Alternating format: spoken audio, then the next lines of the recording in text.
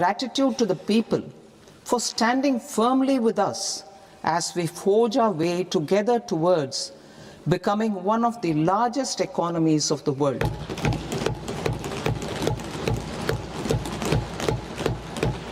Our aim is to transform aspiration into achievement and potential into performance as we ensure that the dividends of growth reach every farmer, the scheduled caste, the scheduled tribes, the nomads, the youth, the poor, and the women.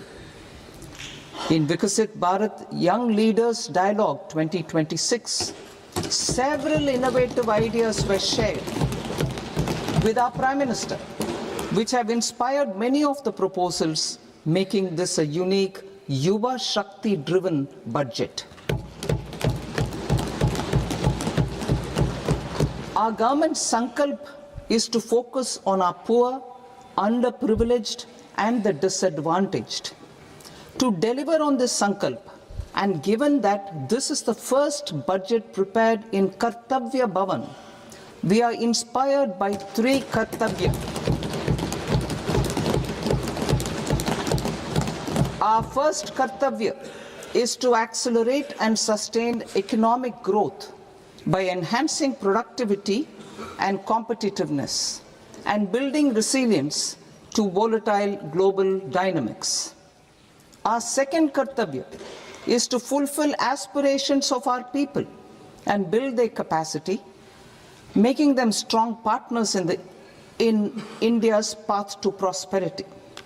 Our third Kartavya, aligned with our vision of Sabka Saath, Sabka Vikas, is to ensure that every family, community, region, and sector has access to resources, amenities, and opportunities for meaningful participation. This threefold approach requires a supportive ecosystem. The first requirement is to sustain the momentum of structural reforms, continuous, adaptive, and forward-looking. Second, a robust and resilient financial sector is central to mobilizing savings, allocating capital efficiently, and managing risks. Third, cutting-edge technologies, including AI applications, can serve us as force multipliers for better governance. Reform Express. Our government has undertaken comprehensive reforms towards creating employment, boosting productivity, and accelerating growth. After the Prime Minister's announcement on Independence Day in 2025, over 350 reforms have been rolled out. This includes GST simplification, notification of labor codes, and rationalization of mandatory quality control orders. High-level committees have been formed, and in parallel, the central government is working with the state governments on deregulation and reducing compliance requirements. The Reform Express is well on its way and will maintain its momentum to help us fulfill our Kartavya. I now move to specific proposals.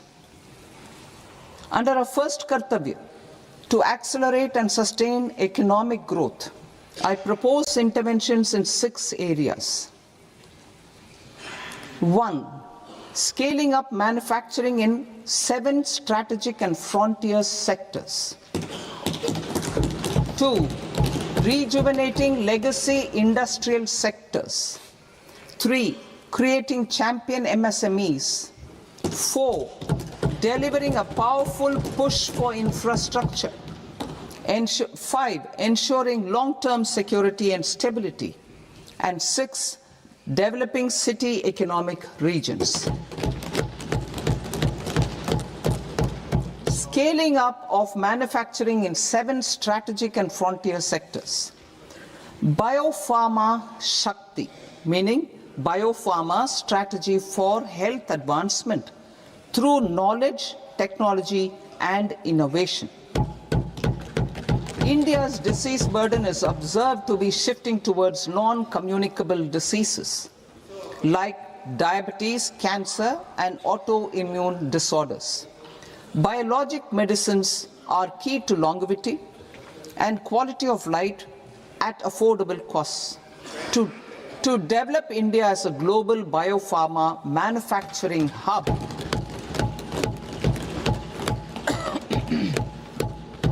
I propose the Biopharma Shakti with an outlay of 10,000 crores over the next 5 years. This will build the ecosystem for domestic production of biologics and biosimilars. The strategy will include a biopharma-focused network with 3 new national institutes of pharmaceutical education and research, popularly known as NIPERs, and upgrading 7 existing ones. It will also create a network of 1,000 accredited India clinical trials sites. We propose to strengthen the Central Drug Standard Control Organization to meet global standards and approve timeframes through and approval timeframes through a dedicated scientific review cadre and specialists. India's Semiconductor Mission 1.0 expanded India's semiconductor sector capabilities. Building on this, we will launch ISM 2.0 to produce equipment and materials, design full-stack Indian IP, and fortify supply chains. We will also focus on industry-led research and training centers to develop technology and skilled workforce. The Electronics Components Manufacturing Scheme, launched in April 2025, with an outlay of 22,919 crores, already has investment commitments at double the targets. We propose to increase the outlay to 40,000 crores to capitalize on this momentum.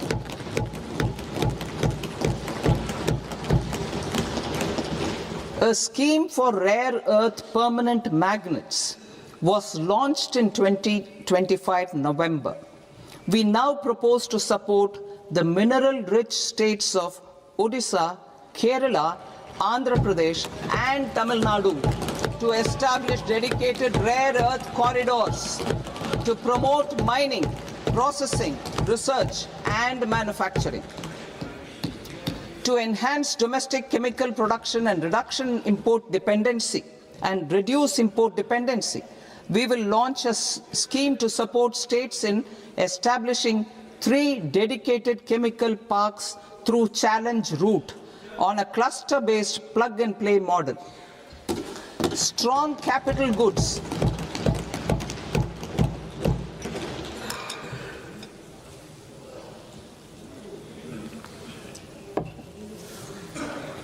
Strong capital goods capability is a determinant of productivity and quality across different sectors. Towards building this capacity, I propose the following. High-tech tool rooms will be established by central public sector enterprises at 2 locations as digitally enabled automated service bureaus that locally design, test, and manufacture high-precision components at scale and at lower cost. 2. A scheme for enhancement of construction and infrastructure equipments will be introduced to strengthen domestic manufacturing of high value and technologically advanced CIE.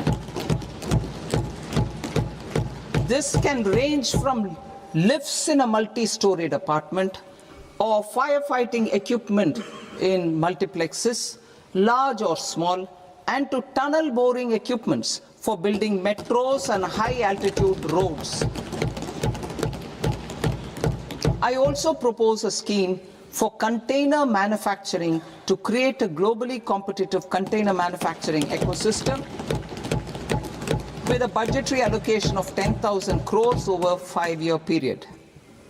For the labor-intensive textile sector, I propose an integrated program with 5 subparts. 1. The National Fiber Scheme for self-reliance in natural fibers, such as silk, wool, and jute, man-made fibers, and new-age fibers. Textile expansion and employment scheme to modernize traditional clusters with capital support for machinery, technology upgradation, and common testing and certification centers. 3. The National Handloom and Handicraft Program to integrate and strengthen existing schemes and ensure targeted support for weavers and artisans.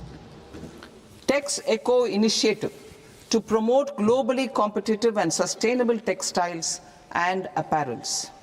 Samarth 2.0 to modernize the upgrade the textile skilling ecosystem through collaboration with industry and academic institutions. Further, I propose to set up mega textile parks in challenge mode. They can also focus on bringing value addition to technical textiles.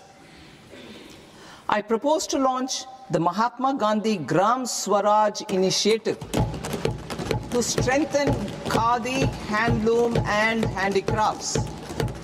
This will help in global market linkage and branding. It will streamline and support training, skilling, quality of process, and production. This will benefit our weavers, village industries, one district, one product ODOP initiative, and also our rural youth. India has the potential to emerge as a global hub for high quality, affordable sports goods. I propose a dedicated initiative for sports goods that will promote manufacturing, research, and innovation in equipment design as well as material sciences. Rejuvenation of legacy industrial clusters. I propose to introduce a scheme to revive 200 legacy industrial clusters to improve their cost competitiveness and efficiency through infrastructure and technology upgradation. Creating champion SMEs and supporting micro enterprises. Recognizing MSMEs as a vital engine of growth, I propose a three-pronged approach to help them grow as champions. Equity support. I propose to introduce a dedicated 10,000 crores SME growth fund to create future champions, incentivizing enterprises based on select criteria. I also propose to top up the Self-Reliant India Fund set up in 2021 with 2,000 crores to continue support to micro enterprises and maintain their access to risk capital. Liquidity support. With TREDS, more than 7 lakh crore has been made available to MSMEs. To leverage its full potential, I propose 4 measures. 1. Mandate TREDS as the transaction settlement platform for all purchases from MSMEs by CPSEs, serving as a benchmark for other corporates. 2. Introduce a credit guarantee support mechanism through CGT-MSE for invoice discounting on TREDS platform. 3. Link GEM with TREDS for sharing information with financiers about government purchases from MSMEs, encouraging cheaper and quicker financing. 4. Introduce TREDS receivables as asset-backed securities, helping develop a secondary market, enhancing liquidity and settlement of transactions. Professional support.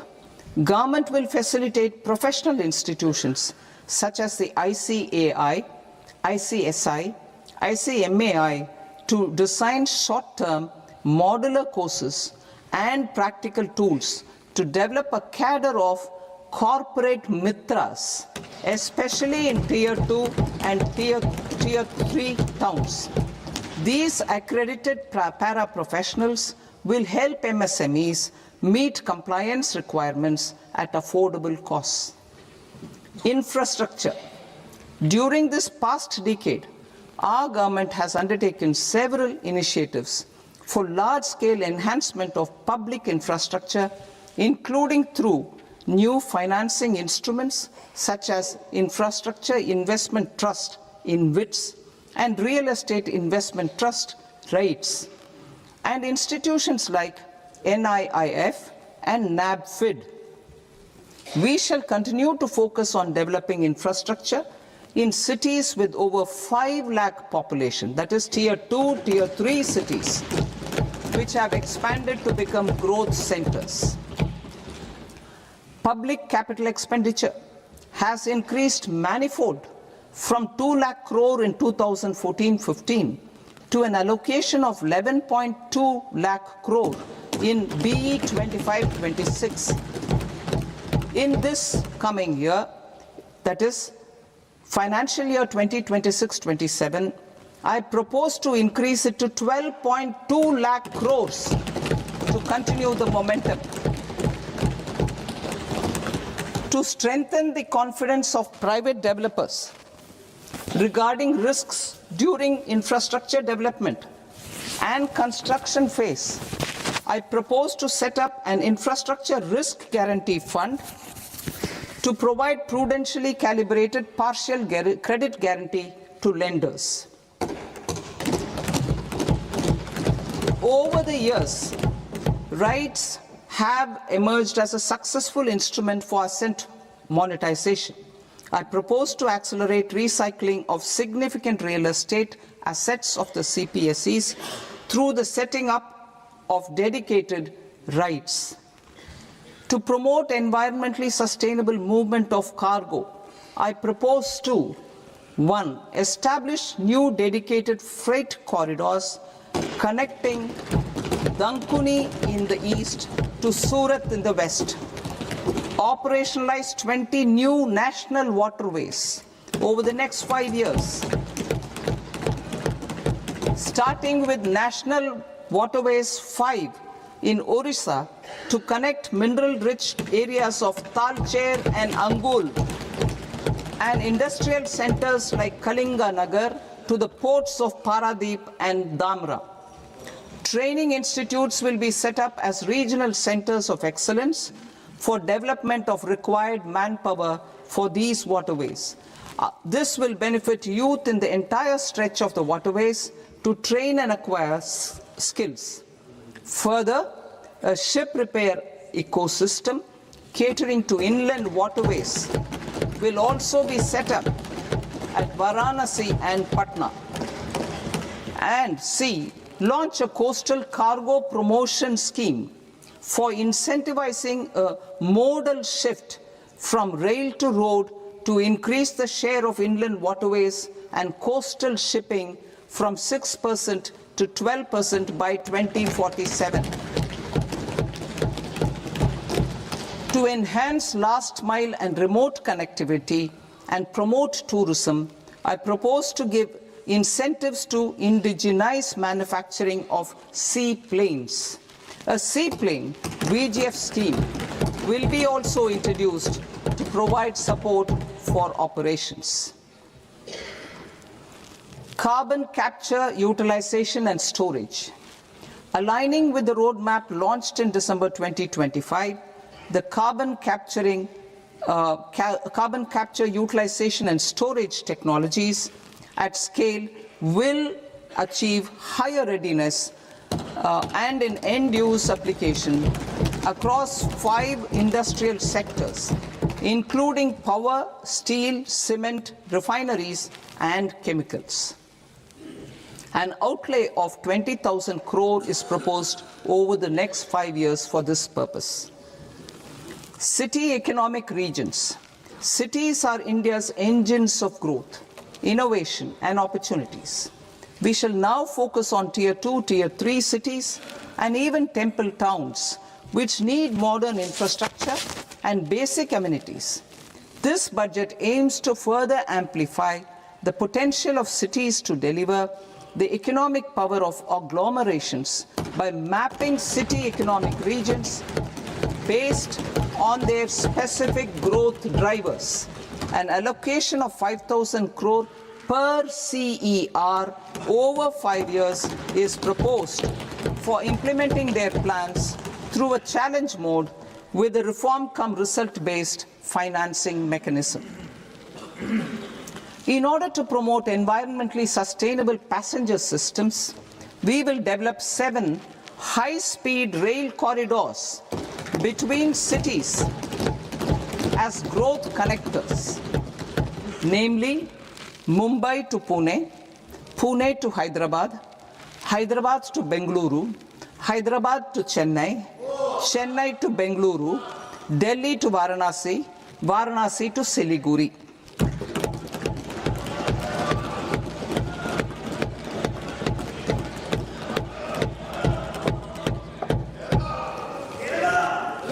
Financial sector. The Indian banking sector today is characterized by strong balance sheet, historic highs in profitability, improved asset quality, and coverage exceeding 98% of villages in the country. At this juncture, we are well placed to futuristically evaluate the measures needed to continue on the path of reform-led growth of this sector. I propose setting up a high-level committee on banking for Vikasit Bharat. High-level committee on banking for Vikasit Bharat to comprehensively review the sector and align it with India's next phase of growth, while safeguarding financial stability, inclusion, and consumer protection. The vision for NBFCs for Vikasit Bharat has been outlined with clear targets for credit disbursement and technology adoption in order to achieve scale and improve efficiency in the public sector NBFCs.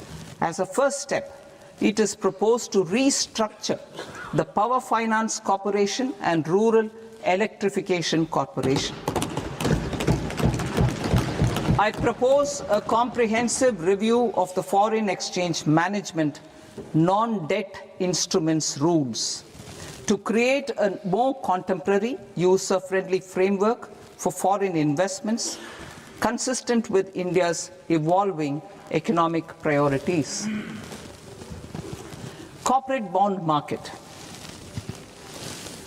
I propose to introduce a market-making framework with suitable access to funds and derivatives on corporate bond indices. I also propose to introduce total return swaps on corporate bonds. Municipal bonds. To encourage the issuance of municipal bonds of higher value by larger cities, I propose an incentive of 100 crore rupees for a single bond issuance. 100 crore rupees for a single bond issuance of more than 1,000 crore. The current scheme under Amrit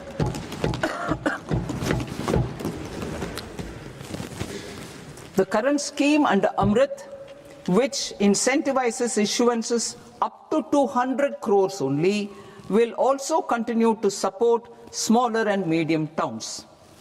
That will also continue to support the smaller and medium towns. Ease of doing business. Individual persons resident outside India, PROI, will be permitted to invest in equity instruments of listed Indian companies through the Portfolio Investment Scheme. It is also proposed to increase the investment limit for an individual PROI under the scheme from 5% to 10%, with an overall investment limit for all individual PROIs to 24% from the current 10%. Emerging technologies including AI. 21st century is technology driven. Adoption of technology is for the benefit of all people. Farmers in the field, women in STEM, youth keen to upskill, and Divyangjan to access newer opportunities. The government has taken several steps to support new technologies through AI Mission, National Quantum Mission, Anusandhan National Research Fund, and Research and Development and Innovation Fund. Our second kartavya is to fulfill aspirations and build capacities. Close to 25 crore individuals have come out of multi-dimensional poverty through a decade of our government's sustained and reform-oriented efforts.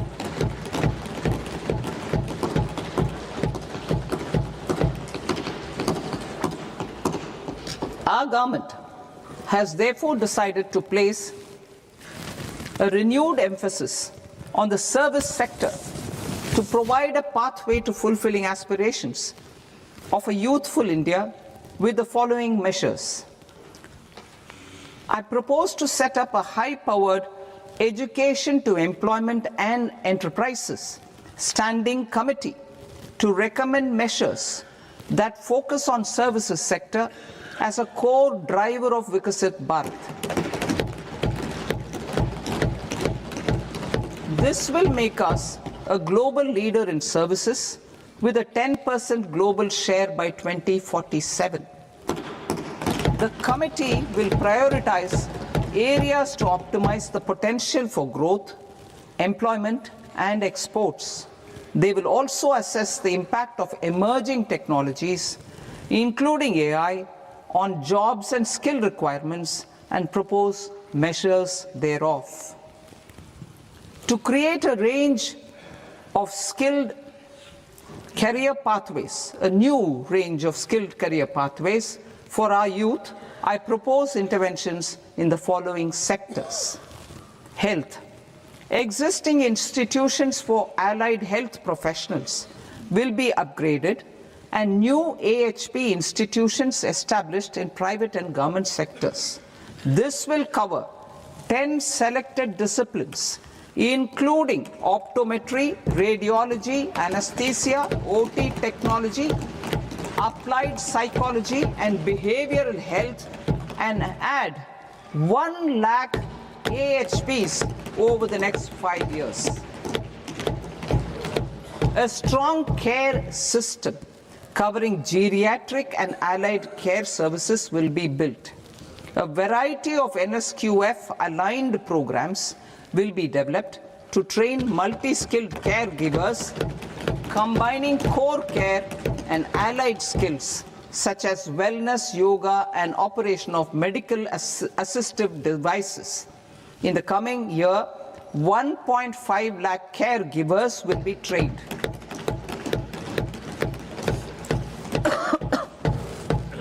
Hubs for medical value tourism.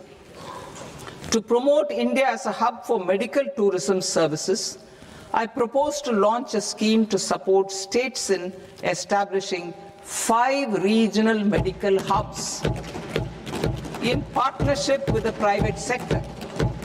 These hubs will serve as integrated healthcare complexes that combine medical, educational, and research facilities.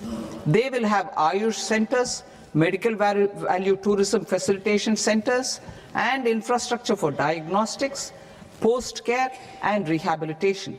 These hubs will provide diverse opportunities, job opportunities for health professionals, including doctors and AHPs. Ancient Indian yoga, already respected in several parts of the world, was given a mass global recognition when Honorable Prime Minister took it to the UN. Post-COVID, Ayurveda gained a similar global acceptance and recognition. Exporting quality Ayurveda products helps farmers who grow the herbs and youth who process the products. To meet growing global demand, a few more steps are being taken. I propose to 1. Set up 3 new All India Institutes of Ayurveda. 2. Upgrade Ayush pharmacies and drug testing labs for higher standards of certification ecosystem and make available more skilled personnel. 3. Upgrade the WHO Global Traditional Medicine Center in Jamnagar to bolster evidence-based research, training, and awareness for traditional medicine. Animal husbandry. Livestock contributes to close to 16% of farm income, including of poor and marginal households. To scale up availability of veterinary professionals by more than 20,000, I propose to roll out a loan-linked capital subsidy support scheme for establishment of veterinary and para-veterinary colleges, veterinary hospitals, diagnostic laboratories, and breeding facilities in private sector. Collaboration between Indian and foreign institutions will also be facilitated. Orange economy. India's animation, visual effects, gaming and comics sector, AVGC sector, is a growing industry projected to require 2 million professionals by 2030. I propose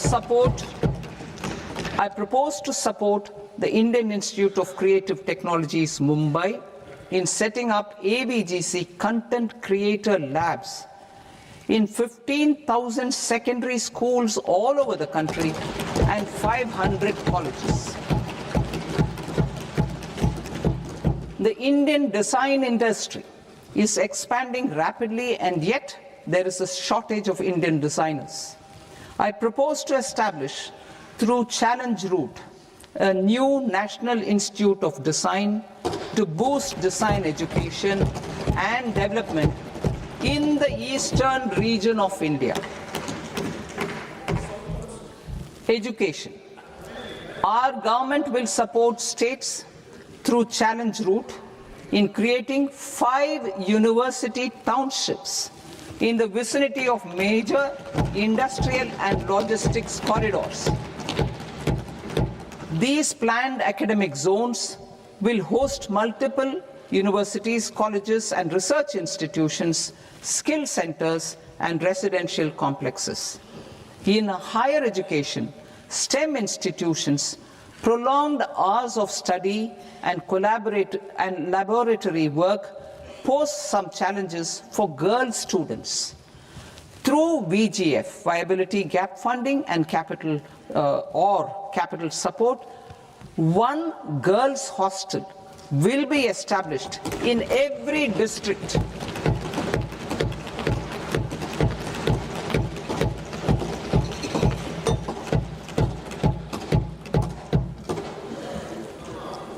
To promote astrophysics and astronomy via immersive experiences, 4 telescope infrastructure facilities will be set up or upgraded. The National Large Solar Telescope, the National Large Optical Infrared Telescope, the Himalayan Chandra Telescope, and the Cosmos 2 Planetarium. Tourism. The tourism sector has the potential to play a large role in the employment generation, forex earnings, and expanding the local economy. I propose to set up a National Institute of Hospitality by upgrading the existing National Council for Hotel Management and Catering Technology.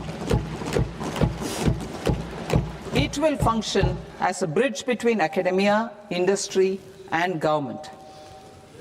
I also propose a pilot scheme for upskilling 10,000 guides in 20 iconic tourist sites through a standardized, high-quality, 12-week training course in hybrid mode in collaboration with the Indian Institute of Management. A national destination digital knowledge grid will be established to digitally document all places of significance, cultural, spiritual, and heritage. This initiative will create a new ecosystem of jobs for local researchers, historians, content creators, and technology partners. India has the potential and opportunity to offer world-class trekking and hiking experience. We will develop ecologically sustainable mountain trails in Himachal Pradesh, Uttarakhand, and Jammu Kashmir. Also in Araku Valley in the Eastern Ghats and Podigai Malai in the Western Ghats. Turtle trails along key nesting sites in the coastal areas of Odisha, Karnataka, and Kerala. And 3 bird watching trails along the Pulikat Lake in Andhra Pradesh, Tamil Nadu. It's on the border. Under the visionary leadership of Honorable Prime Minister, we established the International Big Cat Alliance in 2024. This year, India is hosting the first ever Global Big Cat Summit, where heads of governments and ministers from 95 range countries will deliberate on collective strategies for conservation. Heritage and culture tourism. I propose to develop 15 archaeological sites, including Lothal, Dholavira, Rakhigarhi, Adichanallur, Saranath, Hastinapur, and Leh Palace into vibrant experiential cultural destinations. Excavated landscapes will be open to the public through curated walkways. Immersive storytelling skills and technologies will be introduced to help conservation labs, interpretation centers, and guides. The sports sector provides multiple means of employment, skilling, and job opportunities. Taking forward the systematic nurturing of sports talent which is set in motion through the Khelo India program earlier, I propose to launch a Khelo India mission to transform the sports sector over the next decade. The mission will facilitate an integrated talent development pathway supported by training centers which are foundational, intermediate, and elite levels. B, systematic development of coaches and support staff. C, integration of sports science and technology.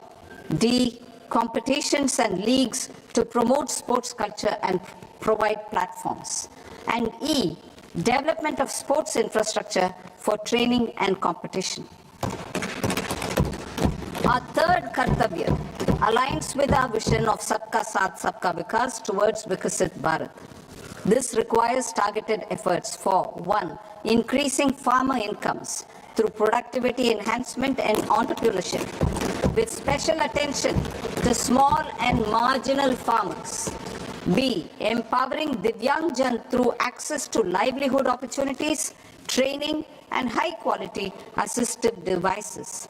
C, empowering the vulnerable to access mental health and trauma care.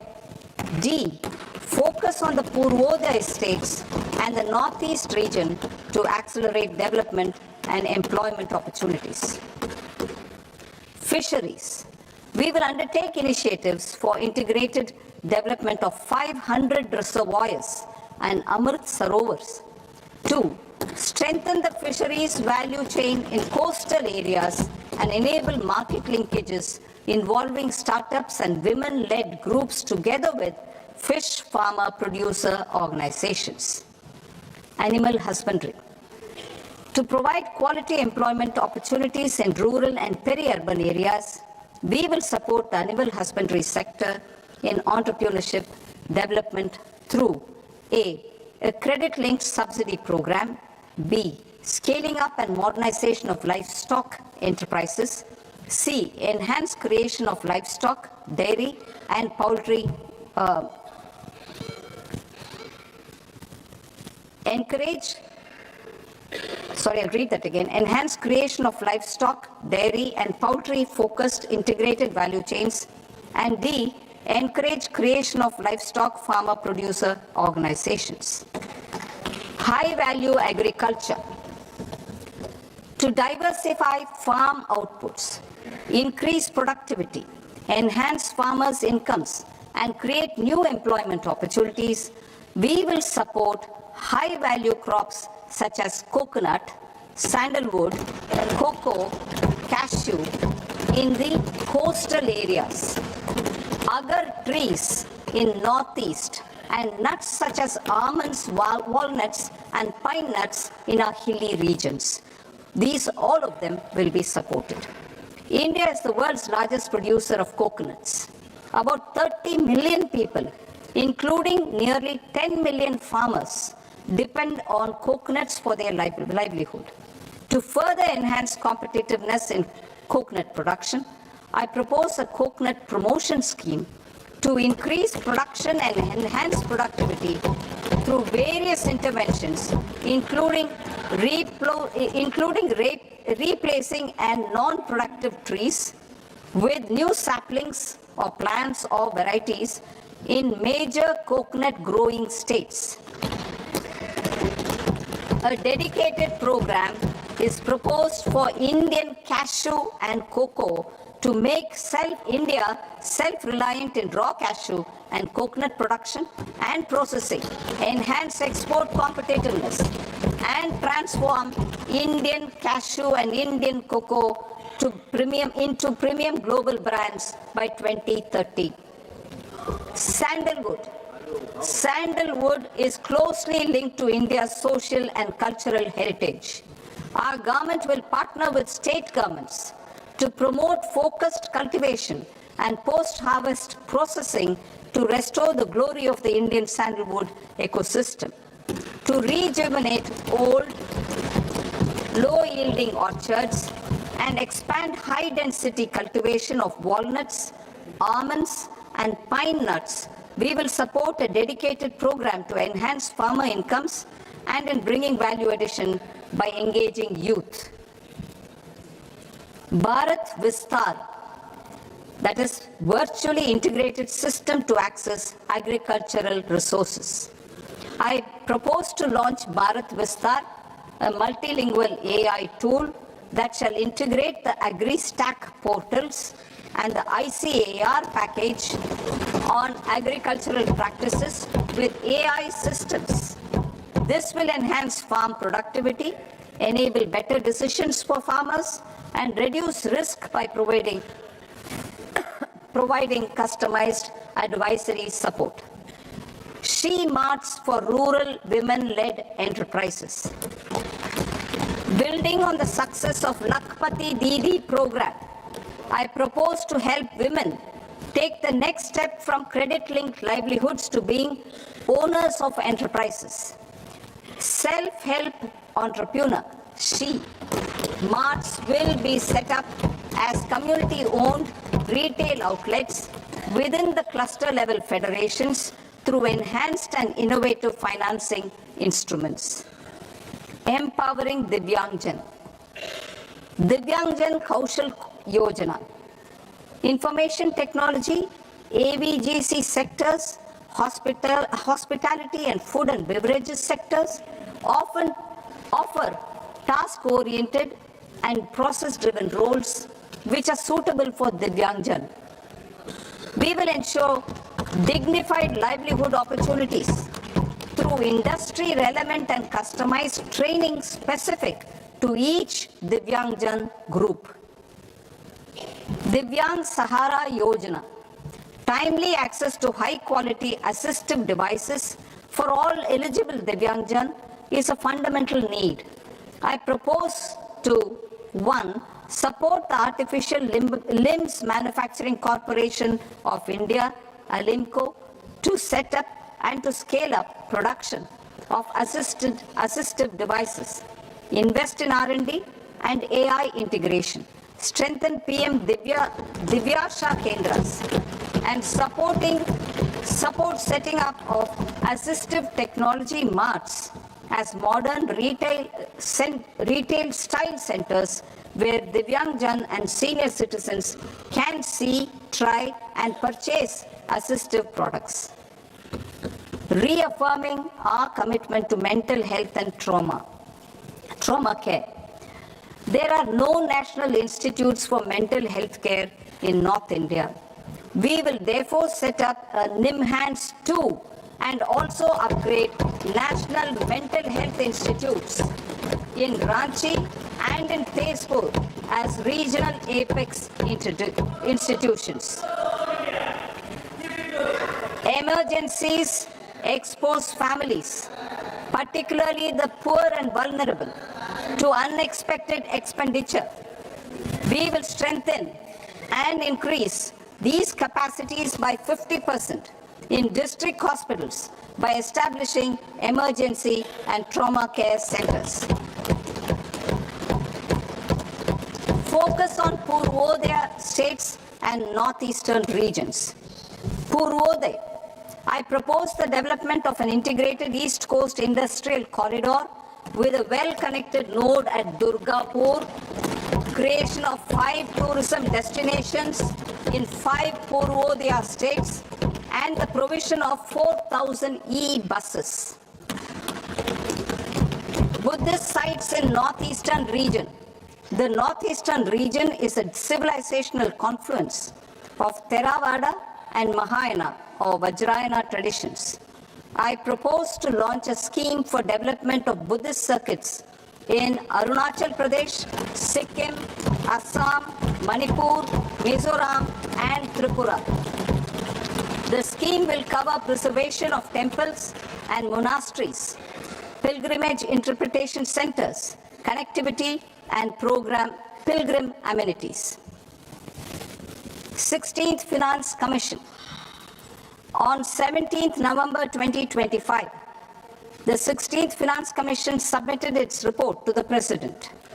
As mandated under Article 281 of the Constitution, the government is to lay the report along with the explanatory memorandum on the action taken report on the recommendations of the Commission in Parliament, which, Sir, Honourable Speaker, you have allowed me to do at the commencement of this session.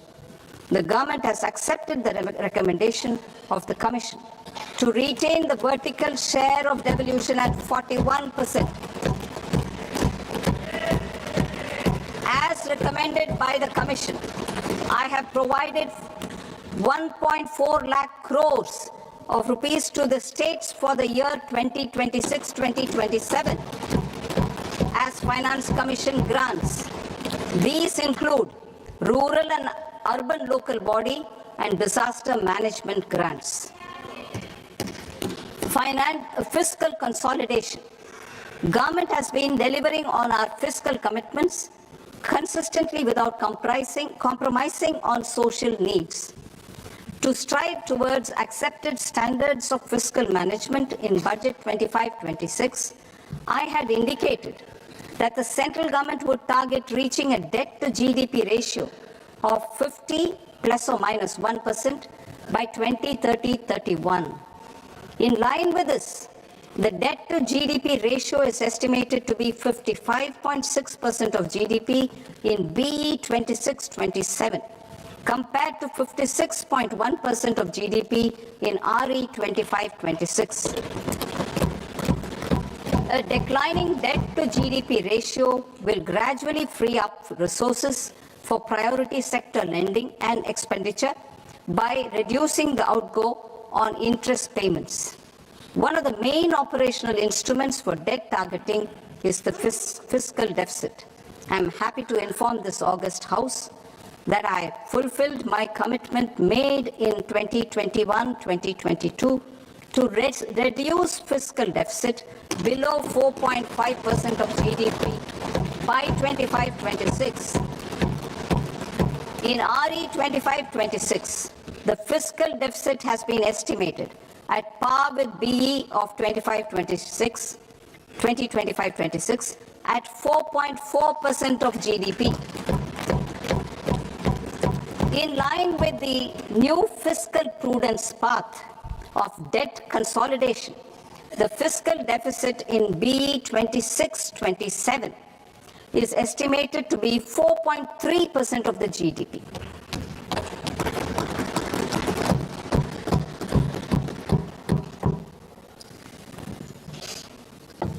The revised estimates of the non-debt receipts are 34 lakh crore rupees, of which the centre's net tax receipts are 26.7 lakh crore. The revised estimate of the total expenditure is 49.6 lakh crore rupees, of which the capital expenditure is about 11 lakh crores. Budget estimates 2026 to 2027. Coming to 26-27, the non-debt receipts and the total expenditure are estimated as 36.5 lakh crore and 53.5 lakh crore respectively. The centre's net tax receipts are estimated at 28.7 lakh crore rupees. To finance the fiscal deficit, the net market borrowings from dated securities are estimated at 11.7 lakh crore rupees. The balance financing is expected to come from small savings and other sources. The gross market borrowings are estimated at 17.2 lakh crore rupees. I'll now move to Part B. Part B, direct taxes.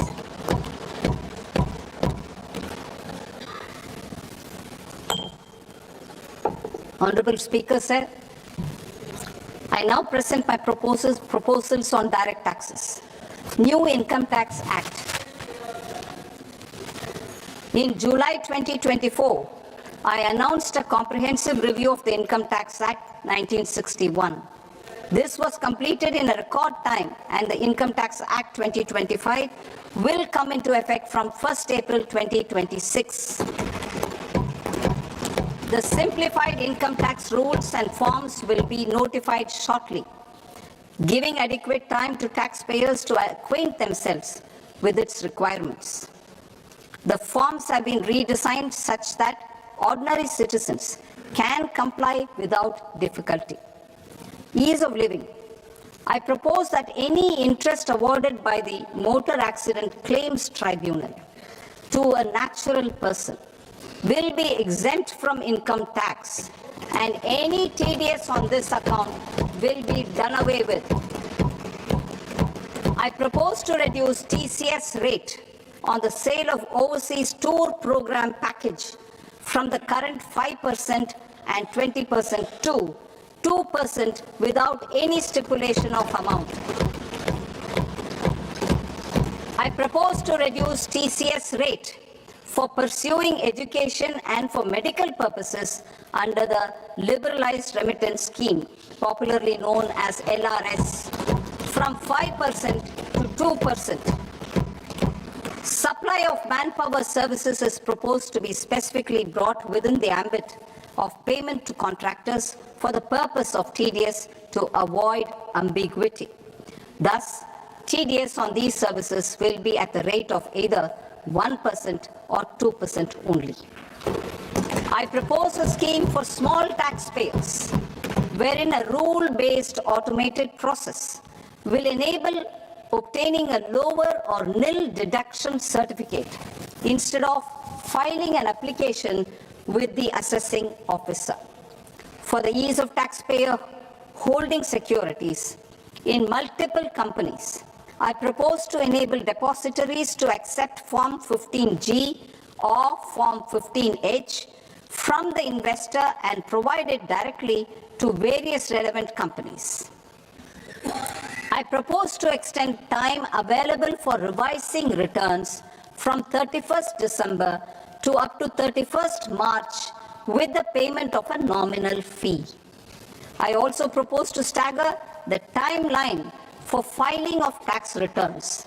Individuals with ITR 1 and ITR 2 returns will continue to file till 31st July, and non-audit business cases or trusts are proposed to be allowed time till 31st August.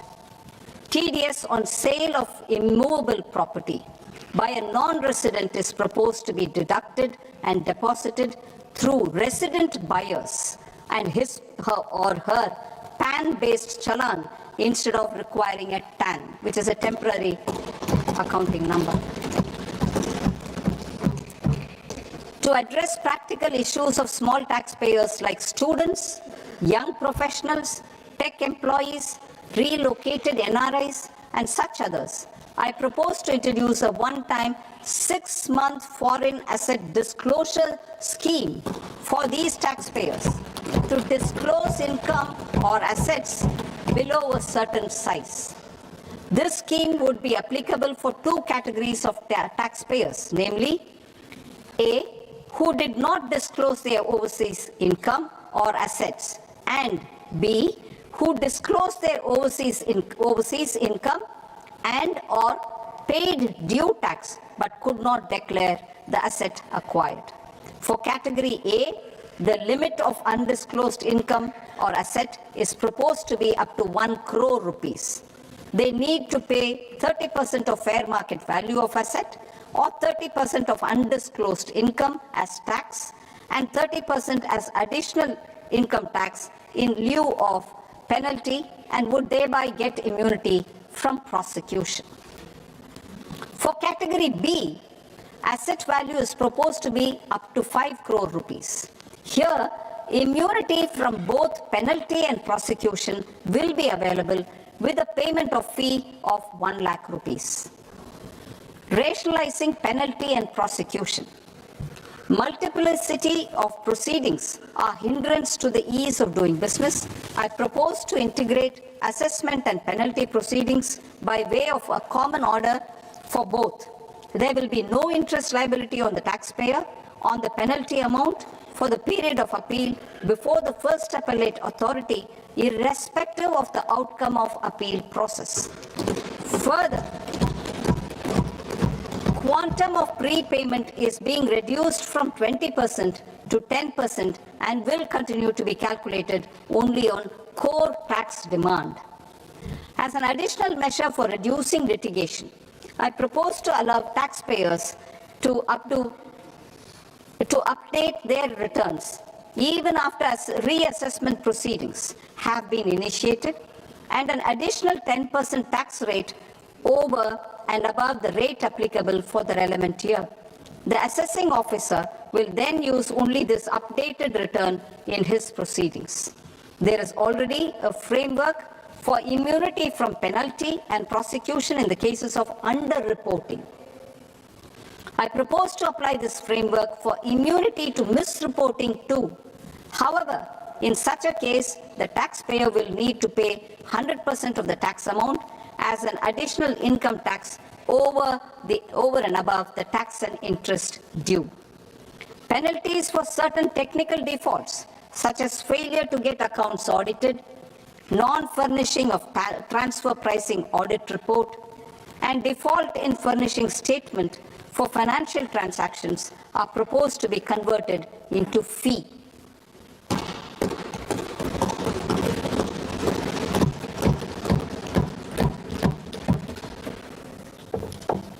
I propose to rationalize prosecution framework under Income Tax Act while maintaining a careful balance for deterrence in some serious offense. Non-production of books of account and documents and requirement of TDS payment where payment is made in kind are being decriminalized. Further, minor offenses will attract fine only. The remaining prosecutions will be graded commensurate with the quantum of offense. They will entail only simple imprisonment with maximum imprisonment reduced to 2 years and power to courts to convert even those into fines. There is no penalty. There is no penalty presently for non-disclosure of non-immovable foreign assets with aggregate value less than 20 lakh rupees.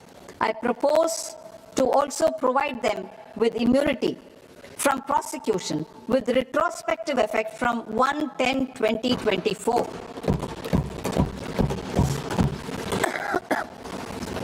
Cooperatives. Deduction is already allowed to a primary cooperative society engaged in supplying milk, oilseeds, fruits or vegetables raised or grown by its members.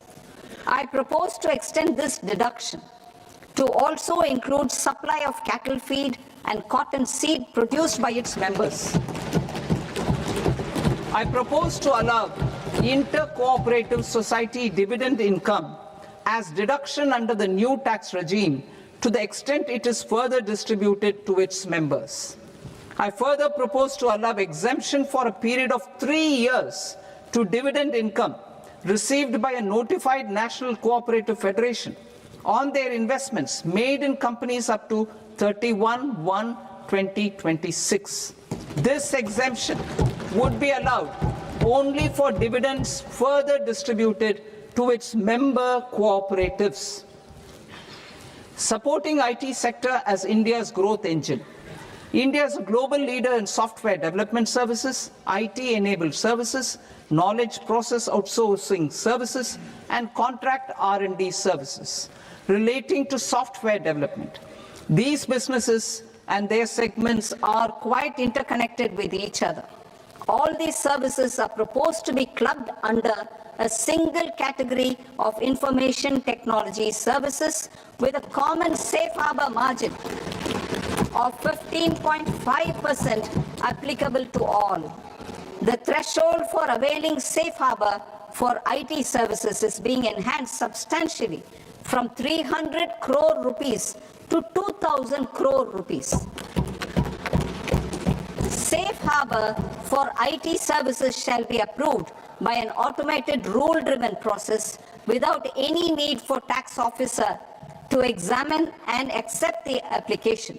Once applied by an IT services company, the same safe harbor can be continued for a period of 5 years at a stretch at its choice. For IT services companies who want to conclude advanced pricing agreement, APA, I propose to fast-track unilateral APA process for IT services and endeavor to conclude it within a period of 2 years. The period of 2 years can be extended by a further period of 6 months on taxpayers' request. I propose to extend the facility of modified returns available to the entity entering APA to its associated entities also. Attracting global business and investment. Recognizing the need to enable critical infrastructure and boost investment in data centers, I propose to provide tax holiday till 2047 to any foreign company that provides cloud services to customers globally by using data center services from India. It will, however, need to provide services to Indian customers through an Indian reseller entity. I also propose to provide a safe harbor of 15% on cost in case the company providing data center services from India is a related entity. To harness the efficiency of just-in-time logistics for electronic manufacturing, I propose to provide safe harbor to non-residents for component warehousing in a bonded warehouse at a profit margin of 2% of the invoice value. The resultant tax of about 0.7% will be much lower than in competing jurisdictions. To provide fillip to toll manufacturing in India, I propose to provide exemption from income tax for 5 years to any non-resident who provides capital goods, equipment, or tooling to any toll manufacturer in a bonded zone. To encourage vast pool of global talent to work in India for a longer period of time, I propose to provide exemption to global, non-India sourced income of a non-resident expert for a stay period of 5 years under notified schemes.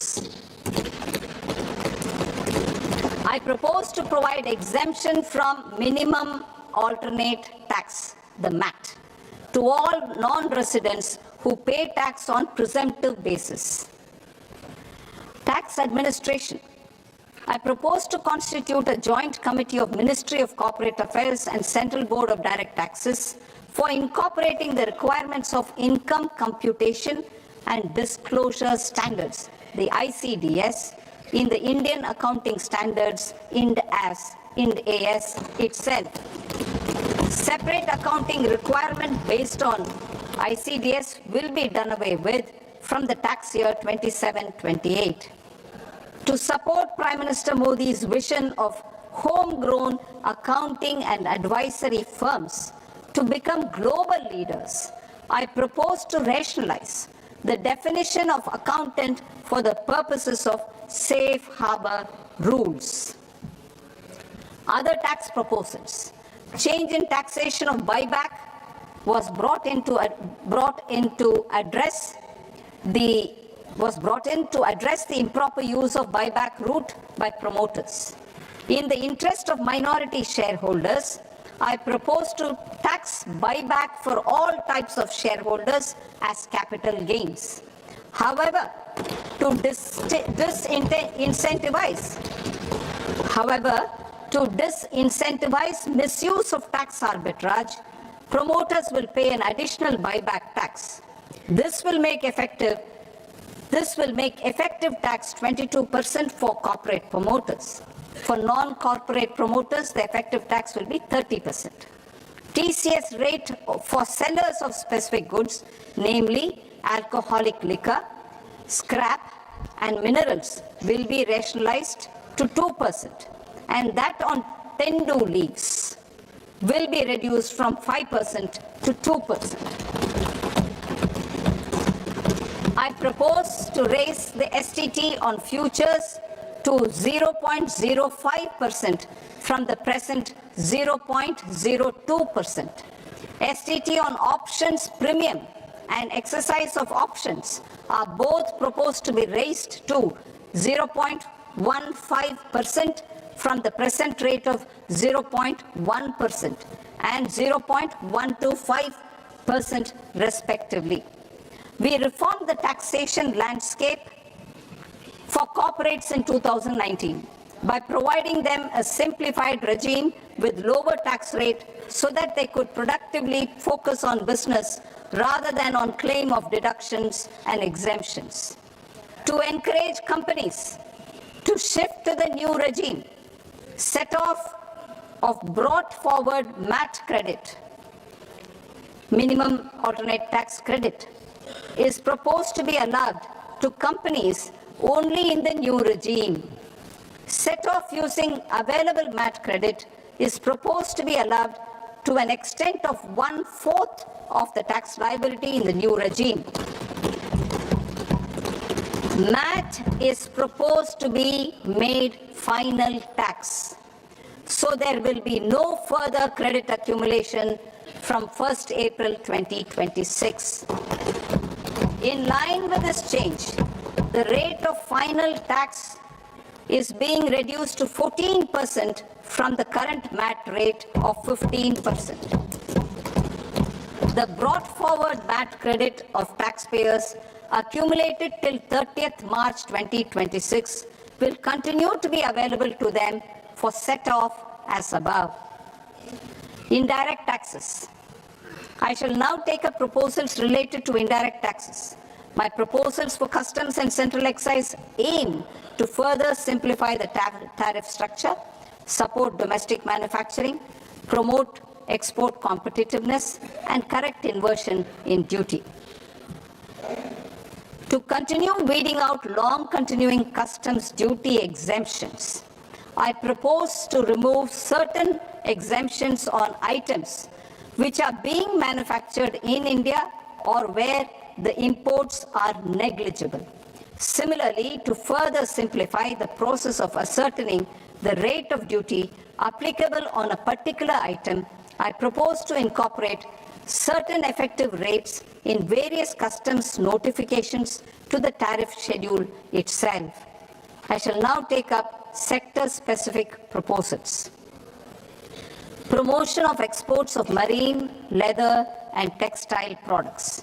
I propose to increase the limit for duty-free imports of specified inputs used for processing seafoods for export from the current 1% to 3% of FOB value of the previous year's export turnover. I also propose to allow duty-free imports of specified inputs, which is currently available for exports of leather or synthetic footwear, to exports of shoe uppers as well.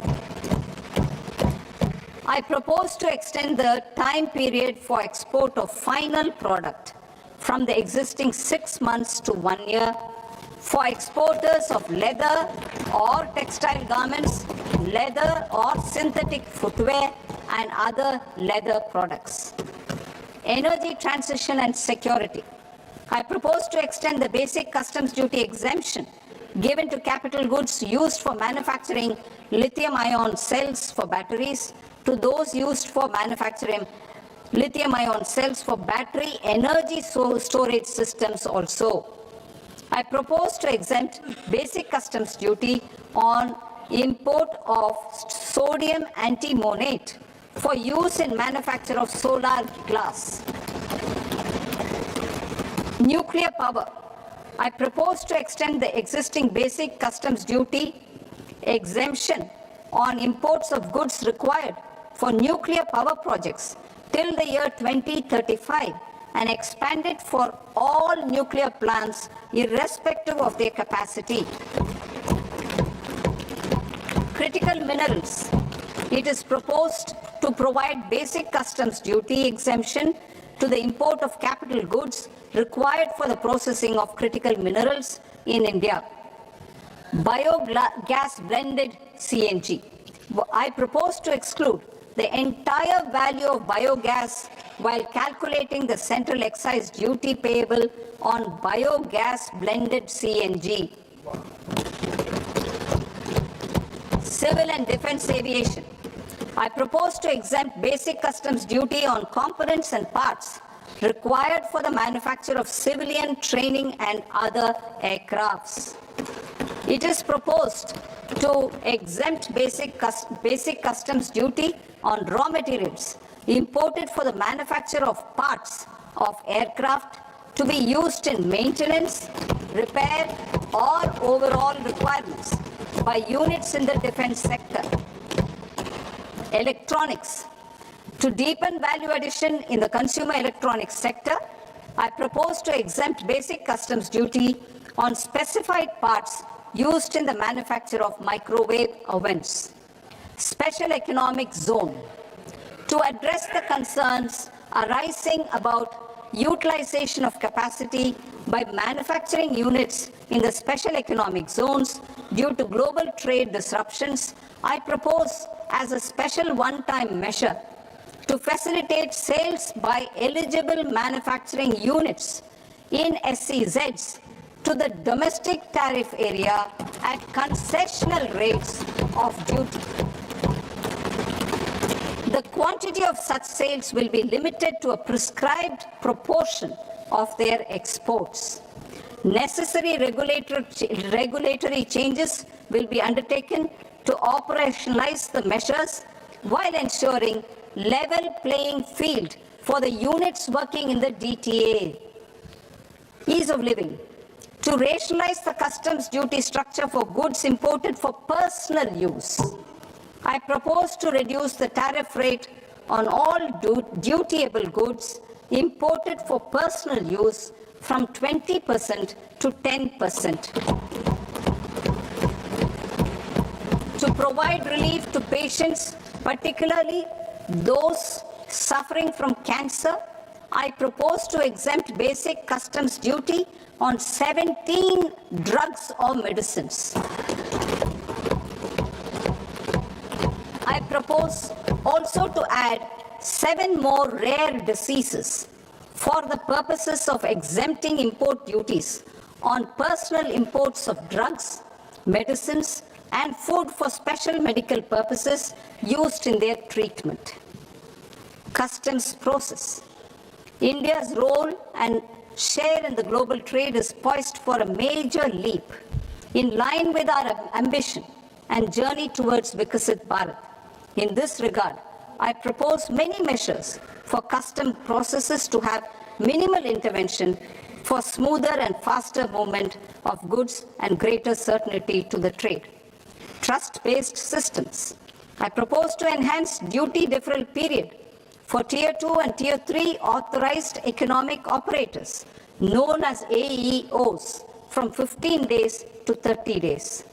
I propose to provide eligible manufacturer importers the same duty deferral facility.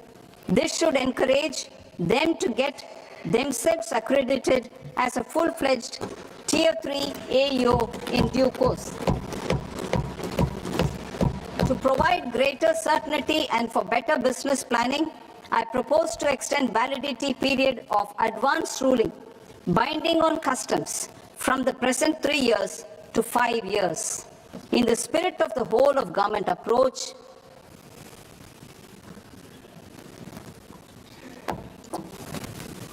government agencies will be encouraged to leverage AEO accreditation for preferential treatment in clearing their cargo.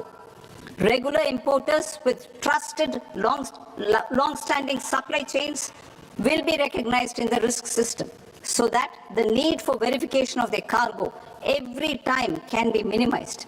Export cargo using electronic sealing. Export cargo using electronic sealing will be provided through clearance from the factory premises to the ship. For import of goods not needing any compliance, filing of bill of entry by a trusted importer and arrival of goods will automatically notify customs for completing their clearance formalities. This will enable goods to be released immediately on arrival. The customs warehouse framework will be transformed into a warehouse operator-centric system with a self-declarations, electronic tracking, and risk-based audit. These reforms will move away from the current system of officer-dependent approvals and reduce transaction delays and compliance costs. Ease of doing business. Approvals required for cargo clearance from various government agencies will be seamlessly processed through a single and interconnected digital window by the end of the financial year. Processes involved in clearance of food, drugs, plant, and animal and wildlife products, accounting for about 70% of interdicted cargo, will be operationalized on this system by April 2026 itself. For goods not having any compliance requirement, clearance will be done by customs immediately after online registration is completed by the importer, subject to the payment of duty. Customs integrated system will be rolled out in 2 years as a single integrated and scalable platform for all customs processes. Utilization of non-intrusive scanning with advanced imaging and AI technology for risk assessment will be expanded in a phased manner with the objective to scan every container across all the major ports. New export opportunities to support Indian fishermen to fully harness the economic value of marine resources beyond our territorial waters. The following measures will be taken. A. Fish catch by an Indian fishing vessel in exclusive economic zone or on the high seas will be made free of duty. Landing of such fish on foreign port will be treated as export of goods.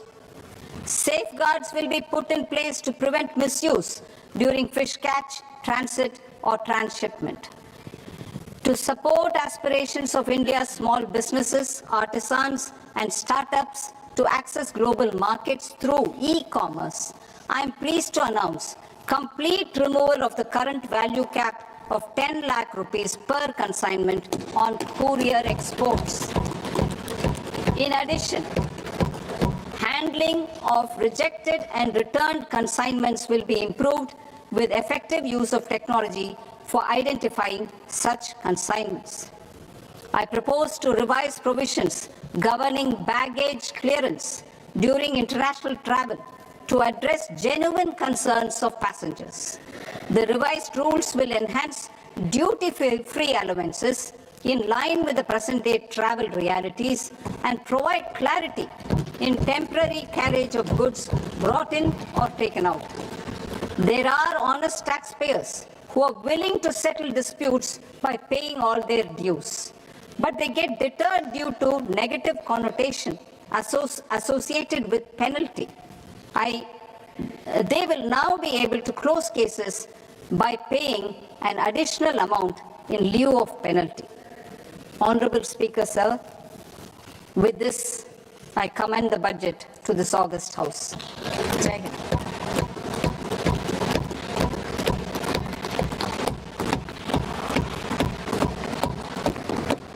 One and a half hours.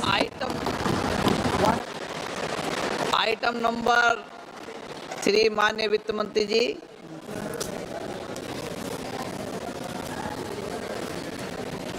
Item number 2, sir. 3 Sir, with your permission, I rise to lay on the table of the following statements under Section 3, 1 of the Fiscal Responsibility and Budget Management Act of 2003, medium-term fiscal policy cum fiscal policy strategy statement, and macroeconomic framework statement. Item number 4 माननीय वित्त मंत्री जी। Sir, with your permission, I move for leave to introduce the Finance Bill 2026. प्रश्न ये कि विधेयक को पुनर्स्थापित करने की अनुमति प्रदान की जाए। जो सदस्य इस पक्ष में हाँ गए, जो सदस्य विरोध में ना गए, मेरे विचार में निर्णय हाँ वालों के पक्ष में हाँ वालों के पक्ष में अनुमति प्रदान की जाती है। माननीय मंत्री जी, अब विधेयक पुनर्स्थापित करें। Sir, I introduce the bill. माननीय सदस्यगण, आपको सूचित किया जाता है कि माननीय वित्त मंत्री जी के बजट भाषण की कॉपी पब्लिकेशन काउंटर पर ली जाती है। बजट भाषण और बजट से संबंधित दस्तावेज आपके मोबाइल फोन और मेंबर पोर्टल्स पर ही उपलब्ध है। सभा की कार्रवाई कल सोमवार दिनांक 2 फरवरी 2026 को प्रातः 11 बजे तक के लिए स्थगित की जाती है।